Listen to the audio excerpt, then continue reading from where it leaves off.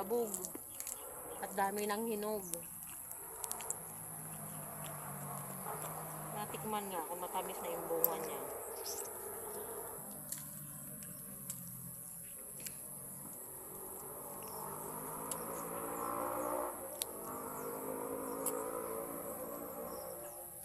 Masarap ba yung kinakain mo? O kaya tang masarap pa? Ito, masarap naman. Matamis nga ang bunga. Di katulad nung dati, matabang. Ito ngayon, matamis.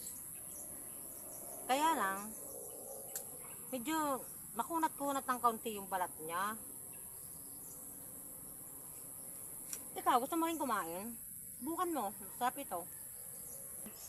Nagpaalam ka ba sa may-ari niyan? Mamaya niyan, hindi ka nagpaalam sa may-ari niyan, magalit sa'yo.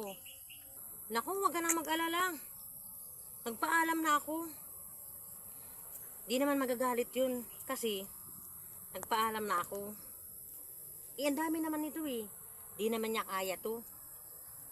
At saka, maraming salamat sa pagpaalala. Sigurado ka na nagpaalam ka. At kukuha na rin pala ako.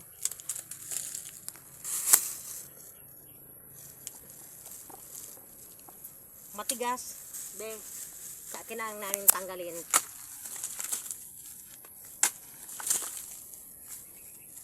At huwag kang magalit, be, ha. Ang dami na nakuha ko.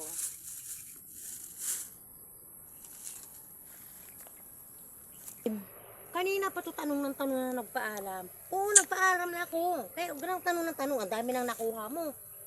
Tanong ka ng tanong kung nagpaalam. Ang dami na niya, no? Oh. Ginamitan mo parang sundang. Tingnan mo yung ginawa mo. Ubusin mo lang kaya lahat. Dali mo sa inyo. Pati yung puno, bunutin mo. Kung nagpaalam ka, kanino ka nagpaalam? Kaya kumuha na rin ako. Kasi sabi mo nagpaalam ka na. Ito naman, tapos nagagalit. Pinagsasabihan lang naman kita, nagagalit ka kaagad. Nagpaalam na ako sa puno. Ang sabi ng puno, kumuha na daw ako. Kaya, ayan, kumukuha ako, kinakain ko. Pero hindi ako nagdala ng lalagyan. Sa puno ka nagpaalam. Bakit? Nagsasalita ba yung puno?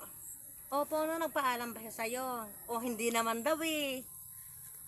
Buisit na to, kanina pa to ng aasar. Pumupunta ka dito, mga asar ka, hindi ka na pumunta dito. Ayan ang dadalhin mo. Dalhin mo na yan pawet. Umalis ka na, kakakabuisit ka. Ayan. Oh! Ano, nagkakainis naman to ng bato. Ikaw kaya batuhin ko dyan. Yan, dadalhin mo. Naiwan mo. Dalhin mo na. Nakakainis na to. Kismosa. Dito pa naman sa puno ng tabog-tabog. Dito pa magchichismis. Huwag ka na mapapakita sa akin, ha? Kundi, iitakin ka na. Huwag ka na mapapakita na.